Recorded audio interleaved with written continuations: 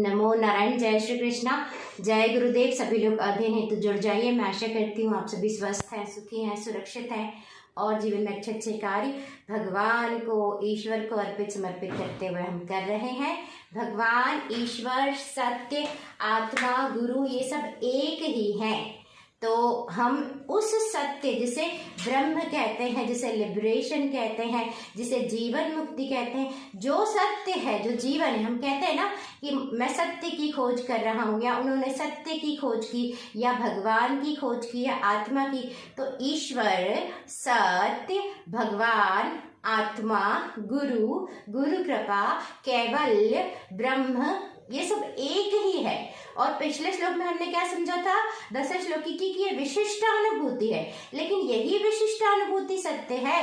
बाकी समस्त हमारे एक्सपीरियंस में जो जो भी कुछ आता है वो सब माया है। आंतरिक माया यानी मन की माया होती है, एक योग माया होती है जो स्पिरिचुअल एक्सपीरियंसेस होते हैं, और एक होती है ये भौतिक माया जिसे प्रकृति कहते हैं। तो जब हम सत्य में स्थापित होते हैं तो प्रकृति तो वैसी की वैसी ही रहती है, वो भी ब्रह्म है क्योंकि। लेकिन जो आंतरिक हर तरह की माया इंक्लूडिंग योग माया यानी स्पिरिचुअल भी जो सारे एक्सपीरियंस वो भी इतनी स्वाहा हो जाते हैं। एंड सेकेंडरी जो हमारे मन की भी जो अंदर हमने जो दुनिया बनाई है वो स्वाहा हो जाती है, यानी हम अपनी परिपूर्णता, संपूर्णता में स्थापित हो जाते हैं। वही संन्यास है। अब संन्यास स्वतः होता है, जैसे मेरा संन्यास स्वतः हुआ, मैं परिपूर्णता तक स्वतः पहुंची, तुरी तक। उसके थोड़ा समय पहले मुझे आदेश भी आ गया था, इसीलिए मैं इस संस्था से जुड़ी। मैं संपूर्णता को प्राप्त करके इन संस्था से जुड़ी थी। जो लोग की साध्वी ऋतंभरा, स्वामी परमानंद गिरी महाराज जी, जो लोग की अभी भी मेरे पर लगातार तंत्र करवा रहे हैं मेरी क्लास बंद करवाने के लिए।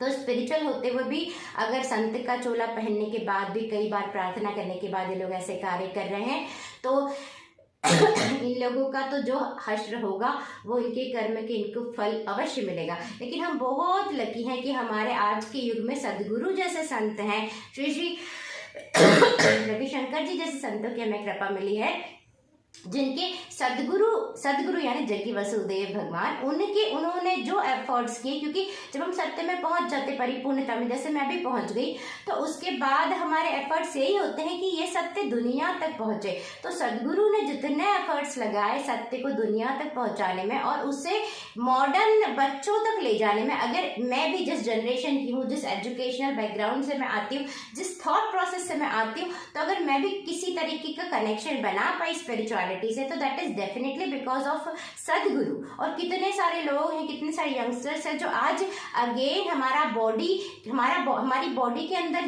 क्या है, हमारी बॉडी का, ह्यूमन बॉडी का सिग्निफिकेंस क्या है, अंदर का इंटरनल मैकेनिज्म क्या है, जिसको समझ के हम सत्य परिपूर्णता तक पहुंच सकते हैं। अगर इसकी अवेयरनेस कोई फैला रहे हैं, and also about soil preservation, water resources conservation, river rally for reverse, इस तरीके की कितने सारे, और श्री श्री रविशंकर जी के भी कितने सारे प्रोजेक्ट्स हैं। और कई सारे ऐसे संत भी हैं, आज भी हमारे कई सारे ऐसे संत हैं जो जगत कल्याण का कार्य भी करे, ज्ञान फैलाने का कार्य भी करे। तो हर संत बुरे नहीं है, भगवाधारी बुरे नहीं है, या हर गुरु बुरे नहीं होते। लेकिन प्रॉब्लम कहाँ आ जाती है, जब शक्तिशाली होना बुरा नहीं है। मैंने तंत्र नहीं सीखा, लेकिन आप अगर तंत्र सीख रहे हो वो बुरा नहीं है, लेकिन तंत्र का प्रयोग आप व्यक्तिगत, आपकी किसी तरीके की आसक्ति को, किसी तरीके की व्यक्तिगत वासना की परिपूर्ति के लिए अगर आप तंत्र करें, वासना कई तरह की हो सकती है, शारीरिक वासना नहीं, मानसिक वासना भी होती है, यानी ऐसी इच्छा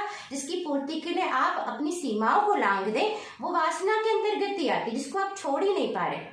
ये आसक्ति ही है, यह वासना ही। आसक्ति एक मनोधारणा से भी हो सकती है, आसक्ति एक गोल के प्रति भी हो सकती है।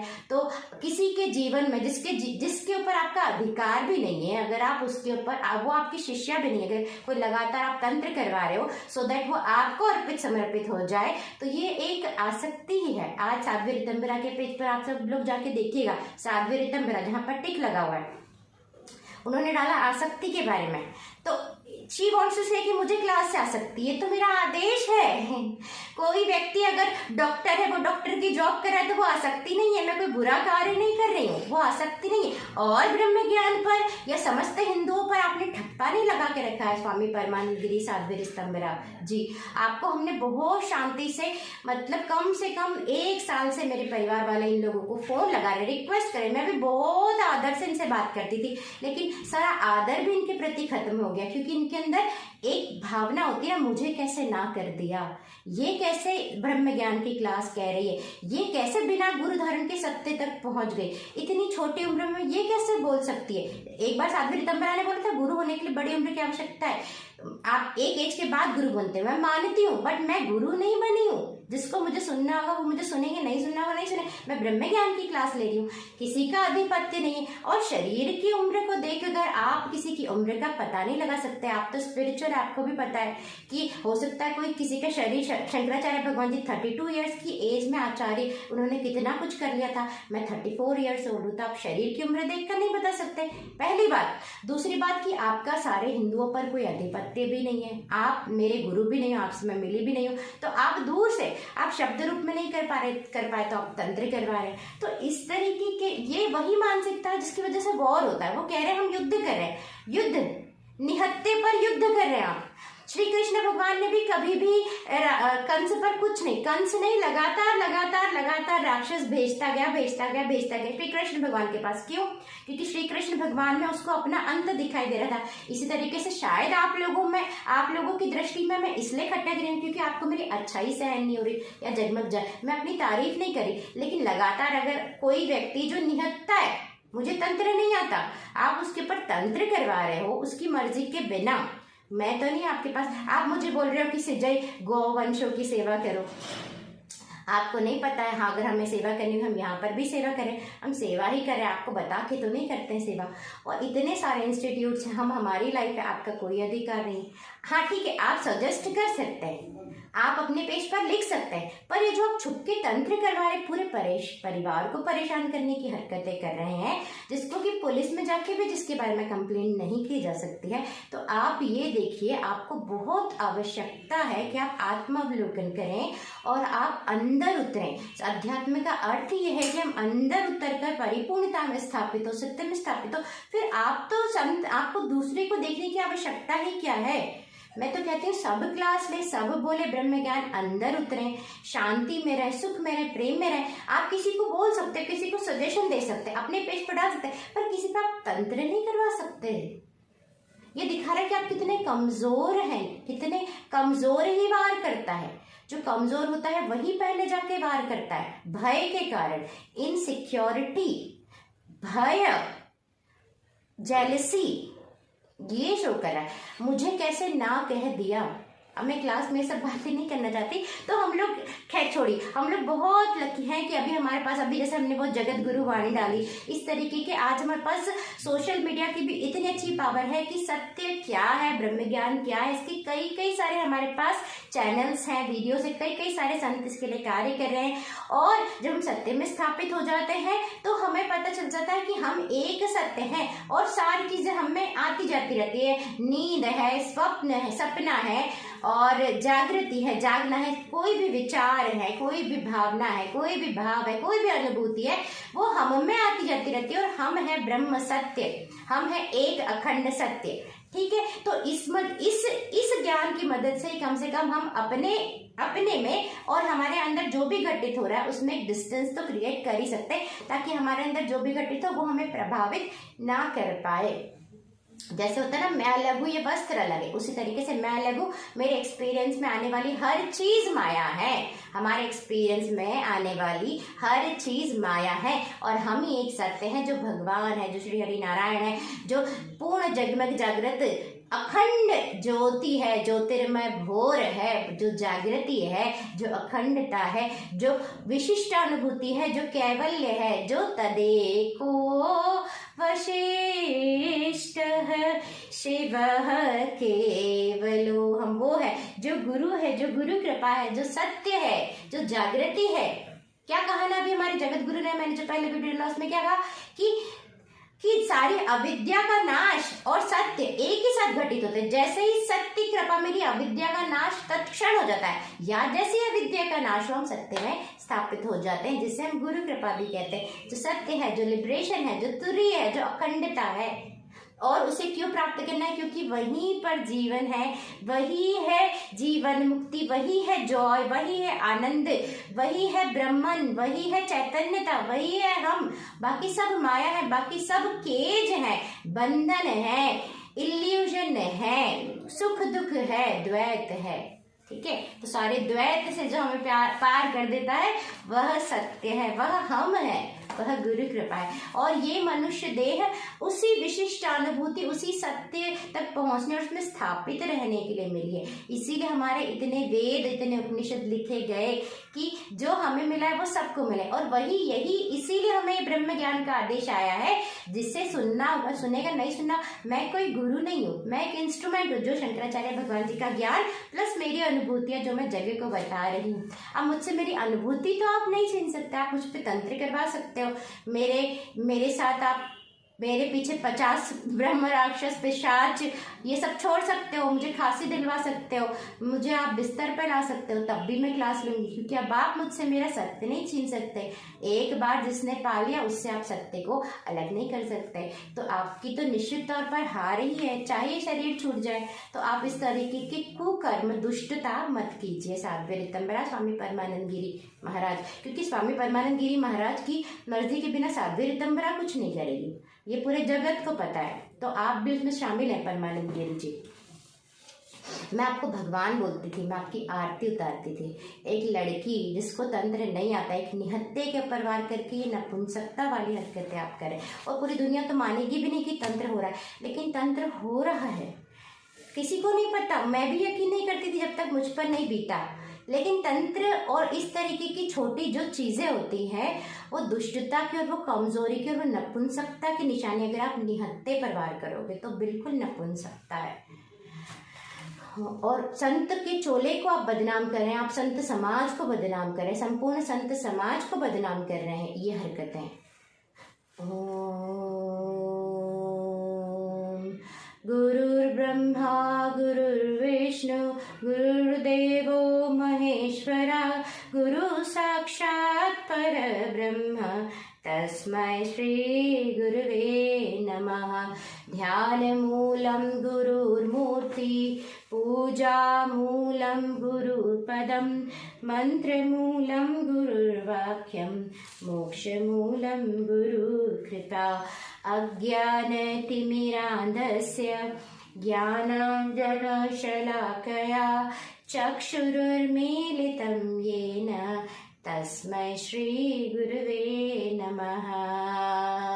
गुरु कृपा की जय, अखंडता की जय, 10 श्लोकी की जय, सत्य की जय, ब्रह्म ज्ञान की जय, सत्य ज्ञान की जय, विशिष्टानुभूति की जय, सत्य की जय, भगवान की जय, शंकराचार्य भगवान की जय, सूरेश्वराचार्य भगवान की जय, शारदा मैया की जय, गुरुदेव भगवान की जय, श्रृंगेरी धाम की जय, मल्लेश्वर धाम की जय, नर्मदा मैया की जय। अपि व्यापकत्वात् हितत्वप्रयोगात् स्वतः सिद्धभावाद् नन्याश्रयत्वात् जगत्तुच्छमेतत् समस्तं तदन्यत् तदेको वशिष्ठः शिवः केवलोऽहम्, तदेको वशिष्ठः शिवः केवलोऽहम्। शंकराचार्य भगवान जी कहते हैं, और जो सत्य है कि जो हर जगह व्याप्त है, लेकिन हर जगह व्याप्त होने के बावजूद भी हम हर जगह व्याप्त है, लेकिन उसके बावजूद भी ये जगत जो कि असत्य है, हमसे अलिप्त है, हमारे ही अंदर घटित रहा, लेकिन ये हमसे टच में नहीं है। ये जो वाणी है, ये जो भाव है, ये जो समय है, ये जो शरीर है, ये भी जो मैटर है, ये जो विचार है, ये सब एक ही सत्य जो हम है हमारे अंदर घटित हो रहे, जो कि हम सर्वव्यापक है, जो गुरु हैं, जो भगवान कहें, गुरु कहें, लेकिन ये सब हमारे अंदर घटित होते हुए हमसे जुदा है, मतलब हम इससे अलिप्त हैं हर क्षण। नथिंग टचेस अस, हम निरंजन हैं, हम अनछुए हैं, सदा सदा निरंजन। तो क्या कहते हैं? अलग निरंजन, जिसको वर्णित भी नहीं किया जा सकता, और जो निरंजन, जिसके अंदर कोई दाग नहीं, कोई चीज उसको छू नहीं सकती, हमें कुछ भी चीज छू नहीं सकती। और हम क्या है, हमारा जन्म, हम स्वतः सिद्ध हैं, हम स्वयं सिद्ध हैं, हम स्वयंभू हैं, यानी कि हमारा कोई कारण नहीं है। हमारे कारण सब है, लेकिन हमारा कोई कारण, इसलिए हमको क्या कहते हैं? सर्व कारणाय कारणा, जो सभी कारणों का कारण है, लेकिन वो अकारण है। हमारा कोई कारण नहीं, हमारा कोई जन्मदाता नहीं, हम स्वयं हुए। इसलिए शिव भगवान को भी क्या कहते हैं? उनके माता पिता नहीं है, क्योंकि शिव भगवान सत्य के ही सगुण रूप में उन्हें बताया गया है, शिव को। और सभी का जो आश्रय है, सभी जिसके अंदर जो सारी जगत है, जो माया है, जो अनरियल है, उसी सत्य के अंदर घटित होती है। और वो सत्य सबसे बड़ा लक्ष्य है, सबसे बड़ा लक्ष्य। उसे पाने के बाद कुछ भी पाना शेष नहीं रहता, तो वही एकमात्र लक्ष्य है। उसी के लिए सारी यात्राएं, चाहे वो पेड़ पौधों की यात्रा हो, चाहे वो जीवों की यात्रा हो, चाहे वो मनुष्य की यात्रा हो, चाहे वो देवी देवता योनि की यात्रा। देखिए, कई बार आप देवी देवता बनकर भी सत्य को प्राप्त नहीं कर पाते। देखिए, अभी जैसे कि जो लोग संत का चोला पहनकर, कुंडलिनी को जगाकर, इतने हायर में पहुंचकर सत्य को थोड़ा सा भी अगर पा भी लिया उन्होंने, सत्य को मान लीजिए, लेकिन अगर आप तंत्र करवा रहे हैं, आप लगातार किसी में देख कर किसी आप ऐसे कर्म करें, किसी निहत्ते पर आप लगातार अटैक कर रहे हैं, तो ये देवी देवता की योनि पाने के बावजूद भी आपने सत्य को नहीं चुना। आपने किसको चुन लिया? अधिपत्य को चुन लिया। आपने किसको चुन लिया? उस रोल से आप इतना चिपक गए, इतना चिपक गए, आपको इतनी आसक्ति हो गई अपने अहम से कि आप एक निहत्ते पर वार कर रहे हैं। आप अनाधिकृत कब्जा करने की कोशिश कर रहे हैं एक लड़की के शरीर पर, उसकी ऊर्जा कोश पर, उसकी कुंडलिनी पर, उसकी प्राणिक ऊर्जा पर, उसके जीवन पर, उसके समय पर। यह अनाधिकृत कब्जा है। तो अनाधिकृत कब्जा जो करते हैं उनका तो हश्र वही होता है, उनको भगवान निकाल देते हैं उस जगह से, उस जीवन से, उस दिव्य कार्य से। तो ये तो आपको भी पता है। तो इस तरीके से देवी देवता की योनि पाने के बावजूद भी सत्य प्राप्त नहीं होता। तो इसीलिए हमें केवल एक लक्ष्य रखना चाहिए, जो सर्वोच्च लक्ष्य है, वो है भगवान, सत्य में स्थापित रहना, गुरु कृपा में। इसीलिए आप अंदर उतरिए, आप तो आध्यात्मिक, और आप आध्यात्मिक होकर ऐसे कार्य करवा रहे हैं, ऐसे कार्यों को बढ़ावा दे रहे हैं। अगर आप बोलते कि आप कार्य नहीं करवा रहे, आपके पेज पर लगातार, आपके ग्रुप्स पर लगातार आपकी एक डिसाइपल जो कि चंदा है, जिसका नाम, जिसको कि चंद्र सहारा, जिसने इस नाम से अकाउंट बनाया, वहां से तो मुझे खुलेआम उसने मुझे टेक्स्ट करके, उसके एक पोस्ट पर कमेंट करके उसने मुझे बोला कि तू मरेगी महादेव की कसम, और मेरे लिए इतने गंदे उसने वर्ड्स यूज किए। तो आप एक युग पुरुष की शिष्या है, तो उन्होंने ही करवाया, ये स्वामी परमानंद गिरी ने ही चंद्र सहारा से सब लिखवाया। तो आप संत बनकर, आप देवता, आपकी आरती हो रही है, आपकी आरती हो रही है। अभी मेरी माँ थोड़े समय पहले रो रही थी, मुझे भी बहुत वो सारी चीजें देख रही हैं। तो आप एक भगवान, आप अपनी आरती उतरवाते हैं स्वामी परमानंद गिरी, यानी आप देवी देवता की योनि प्राप्त करके भी आप सत्य से वंचित रह जाएंगे। साध्वी ऋतंभरा और भी इनकी जितनी भी साध्वियां हैं, जो लोग जिन लोगों को किसी तरीके की जेलसी है, बिना मतलब की जेलसी ही कारण है। आप मेरी क्लास में कभी एक बुराई देख रहे हैं, कभी दूसरी बुराई देख रहे हैं, कभी 10 बुराइयां देख रहे हैं, तो why are you looking at me? जब अगर आप परिपूर्णता सत्य को प्राप्त है, आप संत बन के बैठे, तो संत यानी जो अंदर उतर गया, साहेब तेरे घट भीतर ही धून रमाए बैठा साधो, घट भीतर साधो बैठा है, तो घट भीतर उतरिए ना। क्यों देख रहे हैं आप इधर उधर देखना है ना? कहीं न कहीं आंतरिक अपरिपूर्णता है, कहीं न कहीं आंतरिक इनसिक्योरिटी है कि कहीं हमसे आगे ना निकल जाए। तो मैं किसी को प्रभावित करने के लिए, आगे निकलने के लिए नहीं कर रही, ये मेरा कर्तव्य है। आपको तो पता ही होगा गुरु आदेश का पालन करना कितना बड़ा कर्तव्य होता है। और गुरु आदेश का, मैं अंतःकरण के आदेश का पालन नहीं कर रही जैसे आप लोग कर रहे हो। अंतःकरण यानी स्वामी परमानंद गिरी वो आदेश देंगे कि इस पर तंत्र करवाओ, ये अंतःकरण का आदेश। और अगर गुरु का आदेश होता तो वो या तो ज्ञान का प्रचार प्रसार होता, या वो प्रकृति के लिए होता, या वो जगत कल्याण के लिए होता।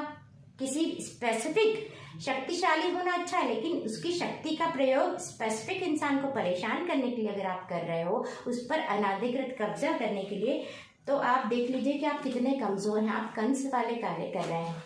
तो इसीलिए आसक्ति को छोड़िए, हठ को छोड़िए, सत्य को अपनाइए, आत्मावलोकन कीजिए। ठीक है, तो ये दुनिया आप मेरे साथ करें तो आप औरों के साथ भी आपने किया होगा, आप करते होंगे। इस तरीके की दुष्टता करना एक संत को तो क्या, एक नॉर्मल इंसान को भी शोभा नहीं देता। और आपके कर्म आपको सत्य से, इसीलिए आप लोग इतने अपरिपूर्ण हैं अंदर से कि आपको लगातार किसी पर कीचड़ फेंकने की आवश्यकता हो, किसी पर तंत्र करवाने की आवश्यकता पड़े। कोई नहीं, नॉर्मल इंसान भी आपसे ज्यादा परिपूर्ण रहते, संतुष्ट रहते हैं। और आपसे मैंने गुरु दीक्षा नहीं ली, गुरु मंत्र नहीं लिया, आपका मेरे जीवन पर कोई अधिकार नहीं है, कोई अधिपत्य नहीं है, ना आज है ना कल था और ना जीवन में कभी होगा। आप तंत्र करवा के मुझे डरा रहे हैं, ये शरीर भी छूट जाएगा, मरते दम तक भी मैं सत्य ज्ञान ही बोलूंगी और आप जेल में बैठेंगे। स्वामी परमानंद गिरी साध्वी ऋतंबरा, आप लोग साध्वी ऋतंबरा के सभी लोग पेज पर जाके देखिएगा, उसके कमेंट्स में कि वो लोग क्या मेरे साथ करें लगातार। आप कमेंट्स में आज देखेंगे ना तो क्या लिखा है, एक बॉबी करके एक फेक प्रोफाइल बना दिया, उसमें क्या लिखा है कि आप आइए गौवंश की सेवा करो, फिर ऐसे ऐसे कब से कर रहे हैं ये, बहुत समय से उनके पेज पर बहुत दुष्टता हो रही है, साध्वी ऋतंबरा के पेज पर।